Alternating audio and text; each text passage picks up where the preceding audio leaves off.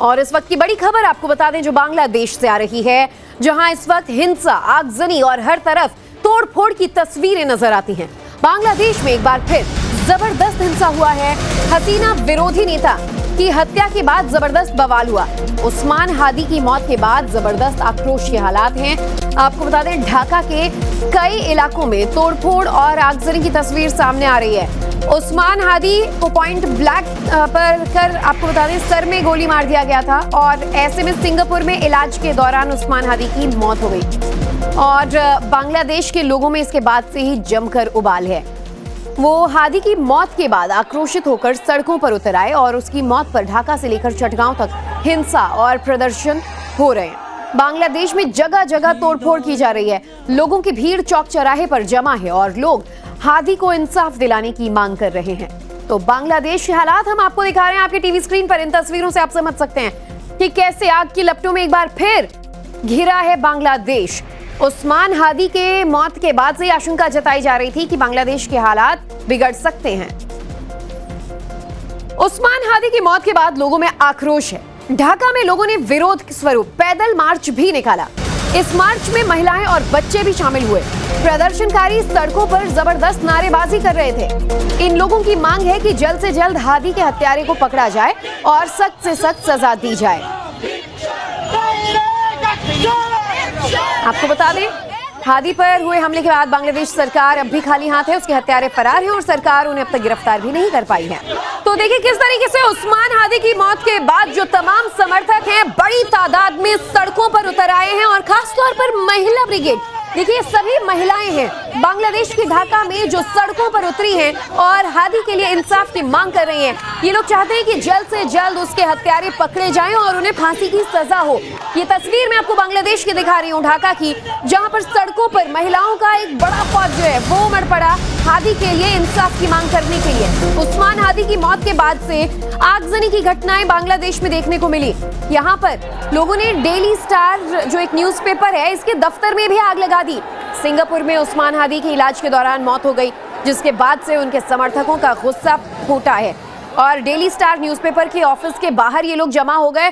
पहले तो लोगों ने आज जमकर बवाल काटा और उसके बाद न्यूज़पेपर के ऑफिस को ही आग के हवाले कर दिया। इन तस्वीरों को आप देखिए, बांग्लादेश कुछ महीने पहले भी जो है वो आग की लपटों में घिरा था और अब फिर से बांग्लादेश जो है वो दहल उठा है इस घटना से, जहां डेली स्टार न्यूज़पेपर के ऑफिस को आग के हवाले कर दिया गया। देर रात की इन तस्वीरों में आप आग की लपटों को देखकर समझ पाएंगे कि लोगों में आक्रोश इतना ज्यादा था कि पूरे दफ्तर को इन लोगों ने आग के हवाले कर दिया। अब बांग्लादेश पूरी तरीके से अलग अलग जगहों पर जलता नजर आ रहा है। विरोध के स्वर बुलंद होते नजर आ रहे हैं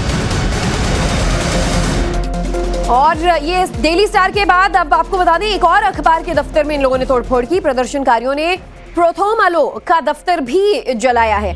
उस्मान हादी की मौत के बाद खबर जैसे ही बांग्लादेश में फैली, इन लोगों ने न्यूज़पेपर्स, उनके ऑफिसेज को टारगेट करना शुरू कर दिया और एक के बाद एक कई अखबारों के दफ्तरों पर हमला बोल दिया। न्यूज़पेपर प्रोथोमालो के दफ्तर के बाहर लोगों ने पहले तो तोड़फोड़ की और फिर उसे भी आग के हवाले कर दिया। आगजनी के बाद की तस्वीरें आपको हम दिखा रहे थे। किस तरीके से आप मेरे पीछे इस बड़े स्क्रीन पर इन तस्वीरों को देखकर समझ सकते हैं कि कैसे इस पूरी बिल्डिंग को इन लोगों ने तहस नहस करने की कोशिश की। जरा इन तस्वीरों को गौर से देखेंगे तो बांग्लादेश के हाल आप समझ जाएंगे कि अलग अलग दफ्तर, अलग अलग बिल्डिंग्स, सरकारी इमारतें, नेताओं के घर, सब कुछ टारगेट पर है और बांग्लादेश में लोगों के मन में नाराजगी इतनी है कि उस्मान हादी के वो हत्यारे को गिरफ्तार करने की मांग कर रहे हैं। ये प्रोथोमालो नाम का जो एक न्यूज़पेपर है उसके दफ्तर की तस्वीर देखिए। ये दफ्तर जलकर खाक हो चुका है और पूरी तरीके से यहाँ तोड़फोड़ की गई, आगजनी की गई। तो दो न्यूज़पेपर्स, डेली स्टार और प्रोथोमालो का ऑफिस पूरी तरह से बांग्लादेशियों ने जला दिया। दो तस्वीरें आपके साथ टीवी स्क्रीन पर एक साथ कि उस्मान हादी की मौत के बाद बांग्लादेश के लोगों में किस तरह का गुस्सा है, आक्रोश है। पहले भीड़ ने डेली स्टार के दफ्तर में तोड़फोड़ की, आगजनी की और इसके बाद प्रोथोमालो के दफ्तर को लोगों की भीड़ ने निशाना बना दिया। दोनों दफ्तरों में लगे शीशों को तोड़ दिया गया और भीड़ ने जमकर नारेबाजी की। तो डेली स्टार के दफ्तर में तो लोगों से लूटपाट भी की गई।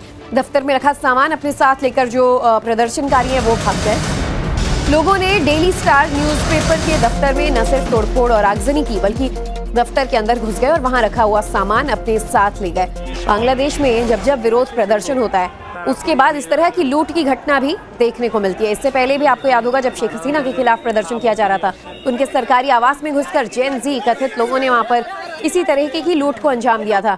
और अब आपको मैं ग्राफिक्स के जरिए बताती हूँ कि आखिर शरीफ उस्मान हादी कौन था, उसका बैकग्राउंड क्या था और जिसकी मौत की वजह से आज बांग्लादेश में हिंसा हो रही है। पूरी खबर आपको बताएंगे, लेकिन पहले ये तस्वीरें आप देख लीजिए उन प्रदर्शनकारियों की जो बांग्लादेश में अलग अलग जगहों पर इस वक्त मौजूद हैं और कितने ज्यादा उग्र हो रहे हैं। ये लोग किस तरीके से यहाँ प्रदर्शन कर रहे हैं। ये शख्स लाल जो शर्ट पहने हुए कैसे दफ्तर के अंदर का सामान इकट्ठा कर रहा है, बाकी लोग देखिए हाथ में कैसे बैग्स इकट्ठा करके दफ्तर का सारा सामान लूट कर यहाँ से भाग रहे हैं। बड़ी स्क्रीन पर आप बेहतर तरीके से समझ पाएंगे। और कुछ लोगों के हाथ में आप देखिए लाठी डंडों से जो कांच है वो तोड़ा जा रहा है, तो कुछ लोग सामान लूटने में लगे हुए हैं। दफ्तर का जो कुछ सामान जिसके हाथ लगा वो लूट कर फरार होने लगा।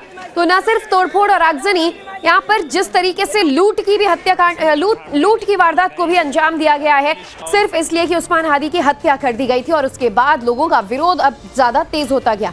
चलिए ग्राफिक्स के जरिए आपको बताते हैं कि आखिर शरीफ उस्मान हादी था कौन, इसका बैकग्राउंड क्या था और इसकी मौत की वजह से आज बांग्लादेश में इतनी हिंसा क्यों हो रही है। दरअसल बांग्लादेश के युवाओं पर काफी प्रभाव था और हसीना के खिलाफ आंदोलन में अहम रोल निभाने वाला शख्स था उस्मान हादी। 32 साल की उम्र थी। उस्मान बिन हादी ढाका यूनिवर्सिटी में पॉलिटिकल साइंस का स्टूडेंट था। हादी का जन्म झलखाटी जिले में हुआ था।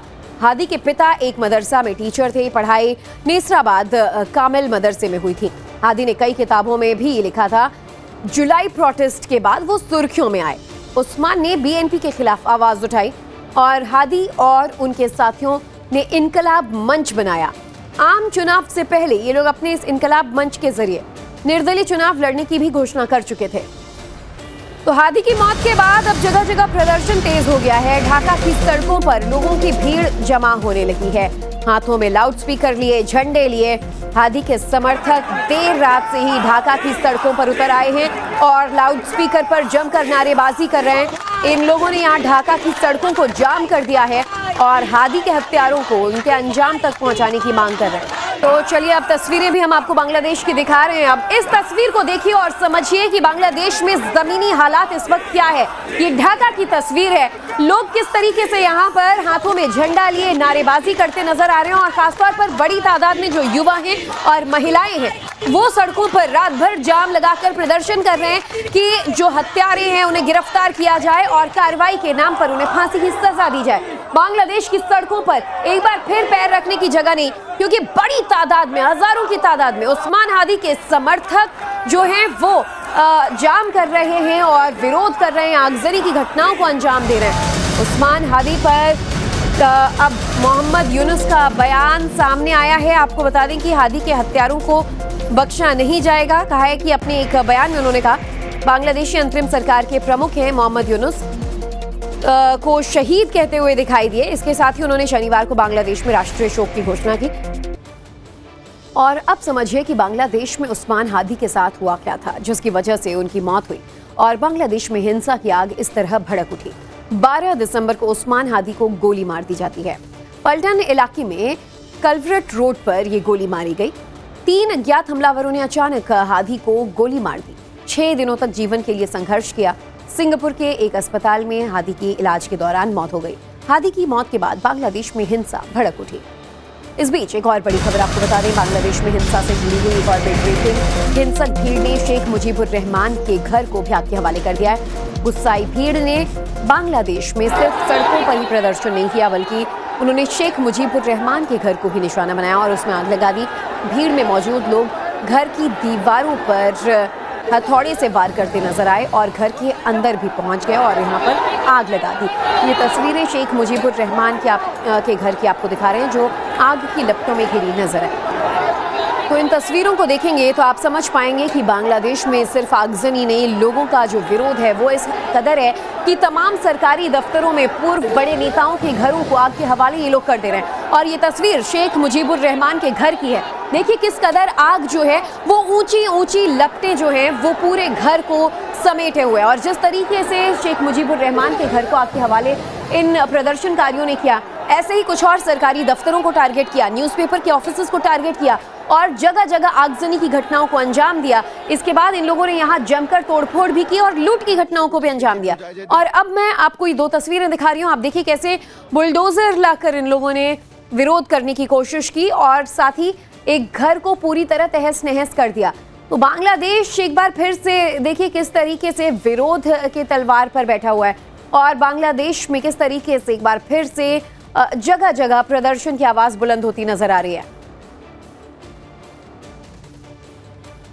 तो ये 2 तस्वीरों के जरिए समझिए कि भीड़ ने यहां सिर्फ आगजनी ही नहीं की बल्कि भीड़ में मौजूद लोग मौके पर बुलडोजर लेकर पहुंच गए और शेख मुजीबुर रहमान के घर को तोड़ने की कोशिश करने लगे। बांग्लादेश में भारतीय उच्चायोग पर हमले की भी कोशिश की। हजारों लोगों की भीड़ उच्चायोग के आसपास जमा हो गई। हादी की मौत की खबर जैसे ही फैली, चटगांव में हजारों लोगों की भीड़ ने भारतीय उच्चायोग में घुसने की कोशिश की और वहां जमकर हंगामा किया। पुलिस ने बड़ी मुश्किल से लोगों को उच्चायोग में घुसने से रोका। तो इस वक्त मौके पर भारी पुलिस फोर्स को भी तैनात किया गया है। भारतीय उच्चायोग के दफ्तर को इन लोगों ने घेर कर आग लगाने की कोशिश की। तो ढाका की तस्वीरें तो हम आपको पहले दिखा ही रहे थे, अब हम आपको चटगांव की तस्वीरें दिखा रहे हैं। बांग्लादेश के चटगांव में देखिए लोगों ने कैसे भारतीय उच्चायोग में घुसकर विरोध प्रदर्शन की कोशिश की और यहाँ पर भी आग लगाने की कोशिश की, लेकिन चूंकि पहले से ही भारत की तरफ से भी ये जानकारी दी गई थी, आशंका बढ़ती गई थी कि हालात खराब हो सकते हैं, ऐसे में बड़ी तादाद में सुरक्षा बल यहाँ मौजूद थे। ये चटगांव की तस्वीर है, जहां तक आपकी नजर जाएगी विरोध प्रदर्शन कर रहे तमाम वो समर्थक हैं जो हादी उस्मान के मौत के बाद यहाँ बवाल काटने के पर्पज से पहुंचे थे और भारतीय दूतावास के पास, हाई कमीशन के पास देखिए कैसे ये लोग जुट गए और यहाँ भी आगजनी तोड़फोड़ करने की कोशिश इन लोगों ने की। चटगांव के बाद ढाका की भी तस्वीर आपको दिखाते हैं। ढाका के शहबाग में लोगों का प्रदर्शन देखने को मिला। प्रदर्शनकारियों ने सड़क जाम कर दिया। आज सुबह के वक्त हजारों लोगों की भीड़ शाहबाग इलाके में जुटी और सड़क को जाम किया। लोगों के इस प्रदर्शन की वजह से आने जाने वालों को भारी दिक्कतों का सामना करना पड़ा और पुलिस ने ट्रैफिक को मौके से डाइवर्ट किया। भारत के खिलाफ आईएसआई की एक और बड़ी साजिश बेनकाब हुई है। परेश बरुआ को बांग्लादेश में बसाना चाहता है आईएसआई। बड़ी खबर सूत्रों के हवाले से आ रही है।